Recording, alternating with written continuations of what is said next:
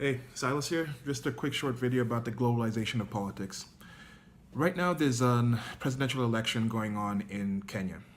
I remember the 2007 presidential election in Kenya had a post-election violence, and I remember watching it while I was in Italy and thinking that Kenya was disintegrating to chaos. Like the country was going to be no more, independence was going to be done. And I was very worried. And this was, of course, the coverage that was going on the news, on the establishment media. I definitely wasn't using Facebook to the extent that I am now on social media and other forms of communication, so I wasn't in as good a contact with people in Nairobi and Kenya as I am now. So this is 10 years later. A new president has been in, Uhuru Kenyatta, who's running against his main opposition of Raila Odinga.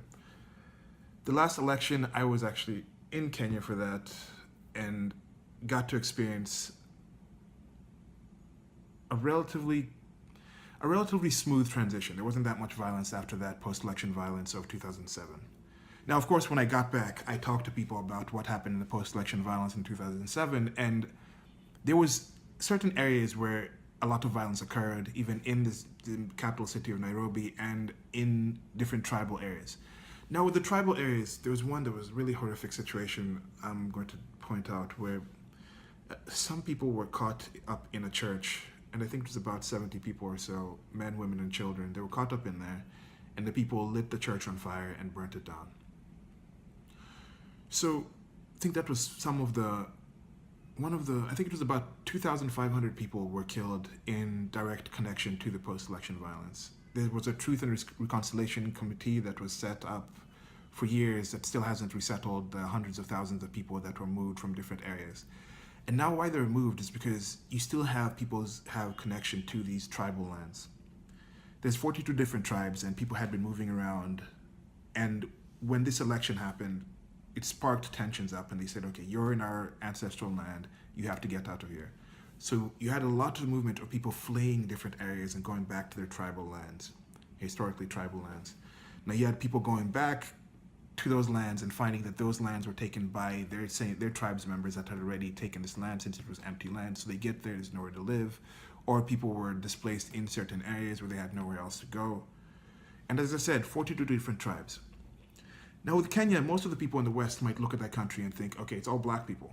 This is just homogeneous country. But no, there's 42 different tribes, as I said, with different histories, different languages, different foods. The people appear different. Like, I'm Kenyan, but I look this way. My body type's entirely different from probably one of the most famous Kenyans that you see. The most famous types of Kenyans you see is on the Olympics, which is like, I think, the Kalenjin tribe. There might be another tribe in there. But they have similar names, they have similar body types. I think they actually have a body type that's like 30% better on average at the running motion, which is part of why they just destroy people at marathons and distance running. But getting back to the point, so they have really tangible, realistic, historically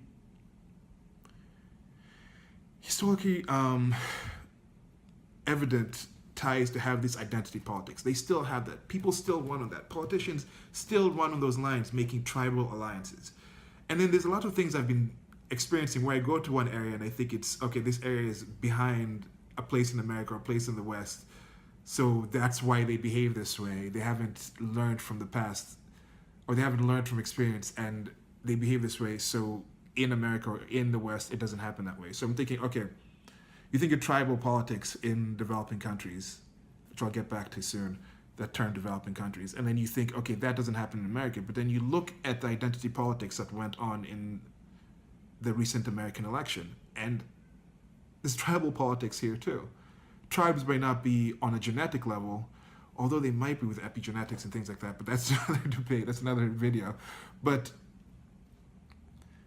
they are divisions. They are people who get to the point where they are speaking different languages. I'm having an ongoing conversation with somebody about talking about how hate crimes are there. Now, with this hate crimes things, people are thinking we are at the point in America where just because a president has come in President Donald J. Trump, that there's going to be a rise in hate crimes, in people actually dying. And as I mentioned in Kenya, something like this church burning situation, it's not a hoax. People were burnt directly after the political situation due to them being of a different tribe. In-group, out-group issues, conflicts. So in America, I look around and I ask them, okay, why are people panicking? Why are people losing their minds on these things? Where is the proof? Where is the evidence? I've seen so many hoaxes on these things. Yet I'm having a conversation with this person on social media, and he says, yes, there's been a massive increase of hate crimes. Then I say, okay, where's the evidence? I post something from the National Review saying these are some hoaxes. He says, oh, these National Review are charlatans and imbeciles, so we should ignore this. I mean, there's tons of evidence of why it's there. So I say, okay, if there's tons of evidence, please post something. Just show me that there's something. Then he says, oh no, like this is reporters, you need to find nonpartisan reporters. And I say, look, the actual situation's here. They're pointing out stories that were reported as hate crimes, and then a police investigation found them to be hoaxes. So even if you want to throw out the editorializing, the opinion, it might be an op-ed, they might have gone into saying, okay, now we're going to extrapolate this onto the claim that there's a raise in them. Then I said, okay, look, even if you throw that out, these particular cases are proof that they have been hoaxes. Then I go and I ask him to provide some evidence, and then he's going with the general line of, oh, it's not my job to give you this evidence. I'm not going to research this for you. But the guy said these were simple to find evidence. There was a massive increase, so it should be easy to just point out one or two situations where this has been a proven increase of a hate crime. Now, part of the importance of why what happens in American politics is important for the rest of the world is that America is a world leader on a lot of situations. I was talking to somebody about business here. He was talking about online business, and I remember going back to Kenya and thinking, okay, this is a developing country.